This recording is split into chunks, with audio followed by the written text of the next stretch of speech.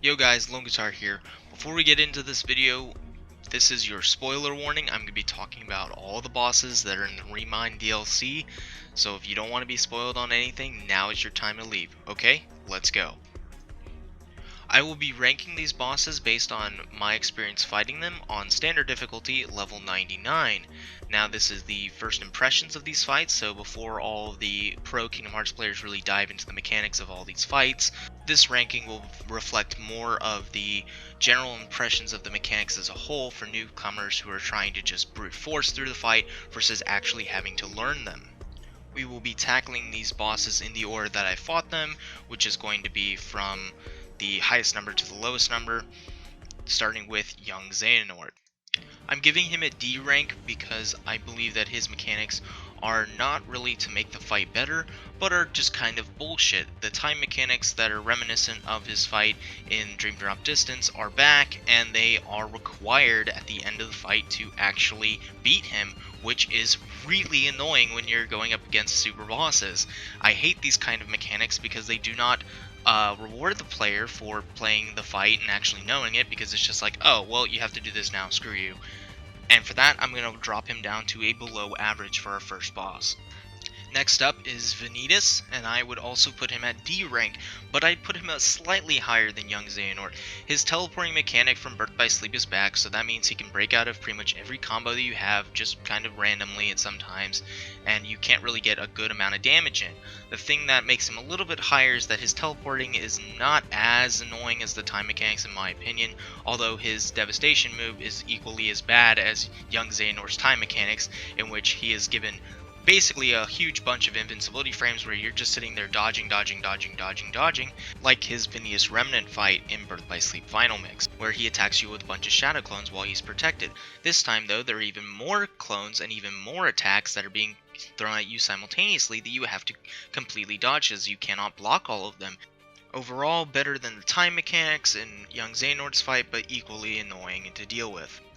Next up is Riku Replica, and I'm giving him a C rank because you can just brute force through this fight and not really have to learn it, at least on standard difficulty. But I think that the boss is designed in a way that is very reminiscent of more earlier Kingdom Hearts fights, where you can actually have a little bit of a back and forth, and there are plenty of openings for you to punish the boss. I think his attack patterns are a lot cooler and beefed up, since his fight in the story mode was kind of lackluster in my opinion. Overall, I think he's a pretty middle-of-the-road character and is going to be used to judge some of the other ones on this list. Terra Xehanort. This was the first fight that I actually had to learn some of the mechanics of the fight, which is why I'm giving him a B tier. Now, as much as I really don't like that he doesn't stagger that much, and his Guardian does a lot of ranged attacks, it is a lot easier to block the Guardian's attacks than it is to just try and dodge everything and just kind of close in on the man. So for this reason, and actually having to push me to actually learn something for a change, I'm going to give him a solid B. Now comes the fun bosses.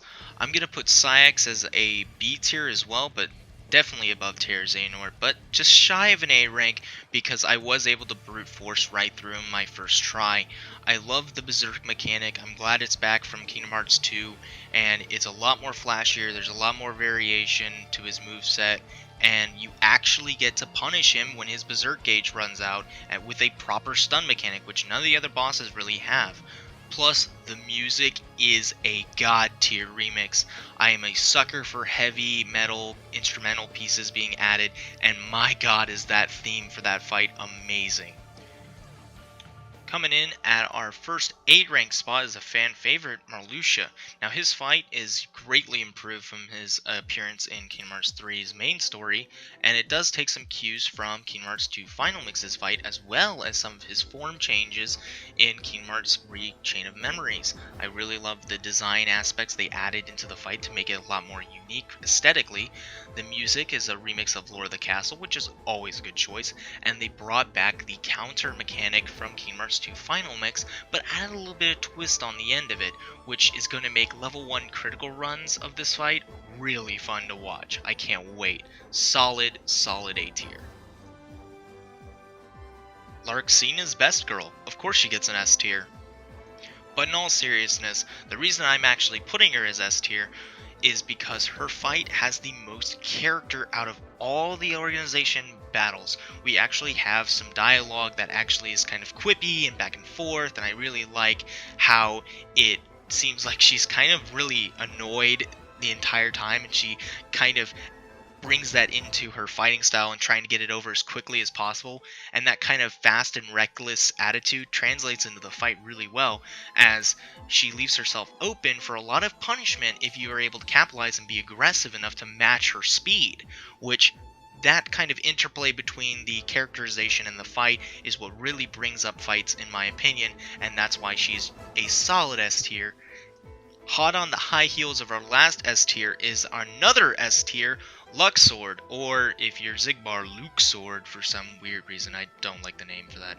Anyway, his fight is amazing. I love that it's this mini game kind of card game thing, weird amalgamation like he had in Kingdom Hearts 2, except this time there's a lot more variation, and they bring in actual fight elements into these games. By blocking his attacks, you actually make the games for yourself easier, making it easier to deal out more punishment. Overall, I find that this fight perfectly encapsulates a lot more of Lux Sword's character. I love the music remix for this one. It feels a lot more playful and yet kind of mischievous at the same time, which really fits with this character, and I can't wait to see what they're going to do with this character later in the series. Hey, do you guys remember Zigbar's fight from Kingdom Hearts 2 Final Mix? Well, this is basically the same fight, just with a little bit of different aesthetic changes. I'm really disappointed that this fight really didn't do anything that crazy. Even the fight in the story mode of Kingdom Hearts 2 with the first-person perspective is a nice change of pace, but for this fight, it's really just a lot of deflecting. It reminds me more of Ice Titan than Zigbar, actually. But without Reflect, I guess the fight is a little bit more challenging, and I do love his little showdown mechanic where you can quick draw on him. That's pretty cool, but overall, I'm going to put him as a B tier because he's slightly more fun to fight, his music's really good, and he's not annoying, but you can definitely brute force it without thinking too hard. Now we're getting to the big boys. Xemnas is a top A tier choice. His fight is really frustrating, which takes it down a couple picks for me, but it makes you learn it, and it was the first fight that I actually had to sit down and really go through. I love the music, it's a remix, and it's such a good one. All of these tracks are really good, but some of the standouts are this one, definitely. His mechanics are very reminiscent of a mixture of his fights from Kingdom Hearts 2. They kind of blended all of them together with some of his Kingdom Hearts 3 stuff. And overall, it's a little bit frustrating to get a hang of some of his moves and patterns. But once you get it down, it's a really fun fight. And now another A tier, Ansem, but for a very different reason. I was able to brute force through this fight pretty easily, actually. But Ansem brings so much aesthetic flair to his fight. He uses a combination of some of his moves from Kingdom Hearts 1, Dream Drop Distance, 3, and kind of blends them all together. But we're actually fighting him for the first time, really, without the Guardian, which is a big change in his moveset from what we're used to. And because of that, you can actually get up in his face, and it's actually encouraged to do that this time. And I really enjoyed the nice change of pace. I love the music in this fight, and I'm super biased because I started with Kingdom Hearts 1, so I'm gonna put Ansem at A rank. Well, this was a weird plot twist.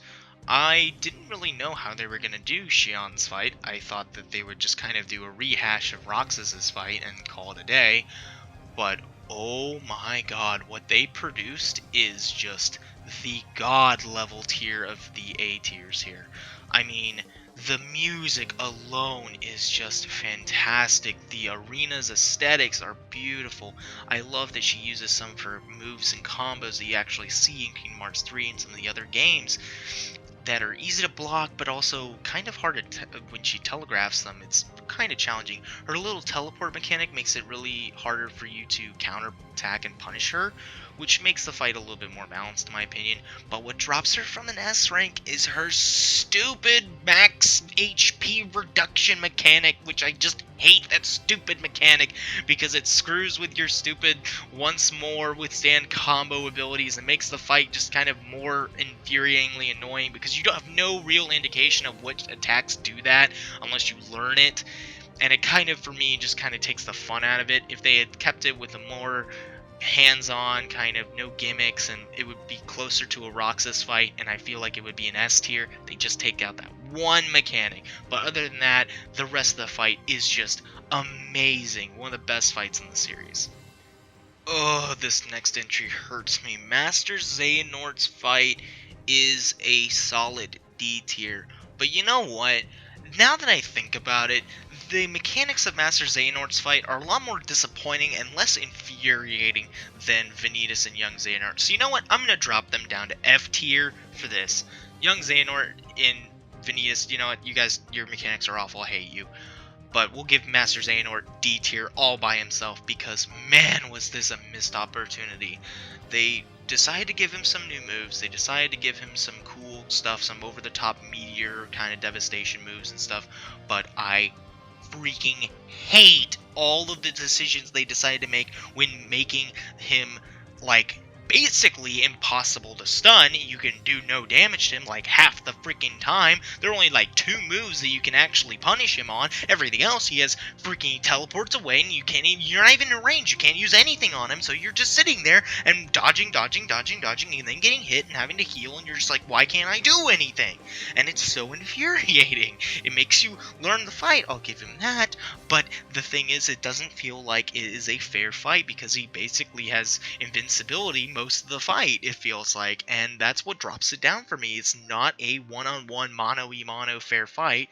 Even No Heart from Birth by Sleep Final Mix at least had something you could work with, but this guy, he's just darting all over the place, teleporting away. Oh, you can't. Oh, you block, it doesn't matter. Oh, you freeze, it doesn't matter. There are only like 2 attacks maybe you can maybe parry sometimes, depending on when it lands. It sometimes parries and sometimes it doesn't. You get frozen and it's dumb, and his devastation move is just a bunch of nukes everywhere, which are really annoying because you just can't really do anything while he's doing that. You can't even interrupt it, nothing, all that.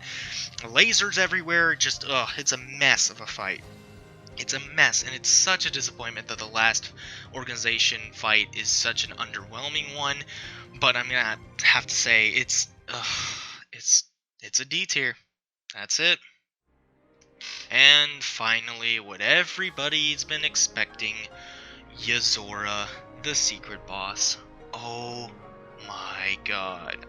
I'll give him an S tier. I'll give him an S tier. I don't like it that I'm giving him an S tier. But man, his fight is just oozing in aesthetics. The music is so cool. The design is so cool. The attack patterns are really annoying and infuriating, but it's like the lingering will kind of infuriating. So it's fair, but really like not fun fair, but like I have so many conflicting feelings with this boss, and a lot of people are having so much grief trying to learn this guy's attack patterns. But the mechanics are so cool. He steals your Keyblade, which is so weird because then you can't block, you can't use magic, you just have to dodge, and then use items because you're gonna get hit and you're gonna die. I have no idea how this fight came to be. Like, why did they make it so difficult? It's just, there's so many attack patterns you have to memorize that you basically can only just block or dodge, and you have no window of opportunity to actually punish. There are a couple of them, but they are so sneaky that you don't expect to be able to block or counter in a way that would actually give you an opening, but it's very, very clever. I like how the boss actually, when he produces a situation where you can actually damage him, he kind of jumps away before you can initiate the first attack, and then, you know, makes you do a little bit of extra work to get that combo, which is kind of annoying, but he just has so much style about it, I can't be that mad. His devastation move is so long and annoying to deal with. The beginning isn't so bad because you can actually get some hits in on him, but the stupid mechs are just kind of meh, and then there's the teleporting, and then there's the black hole of death, which is just I just, you know, jump into the black hole because there's no reason to try and dodge it and then just pop an elixir afterward and just be fine. Once I figured out this boss's patterns, it was really fun to get closer and closer to fighting him. So I'm going to put him as an S tier because I know that this fight, once it gets broken down, it's going to get bumped up the rankings. So I'm just gonna cut out all the legwork. Yes, it's a hard boss. Yes, it's infuriating to fight. Yes, you have to learn it, but that's the point, and that's why it gets an S rank. And that's the tier list. Let me know what you guys think. Do you agree with these picks? Do you disagree? Let me know in the comments. I just wanted to get this out before everyone starts picking apart these bosses like crazy, and then everyone comes to a general consensus, and yada yada. I wanted to make this because I just wanted to. You know, that's pretty much it. I was mad about some of these bosses. I want to rant about some of these bosses. That's pretty much all the justification I can give. Yeah, that's it. I have no idea if this is going to be useful or helpful to anybody. Probably not. By the time this is posted, who knows? It might even be, you know, there might be tips and tricks to get around all these stupid mechanics and whatnot and stuff because we haven't experimented enough with it. It's like been 4 days or something. But, you know what? This is my list. I'm going to make it anyway. Screw Venetus, screw young Xehanort, disappointed in those guys. You could have done better. But overall, I still like the DLC, and I love these boss fights. I can't wait to fight them over and over again for many, many years to come. I'll see you guys in the next one.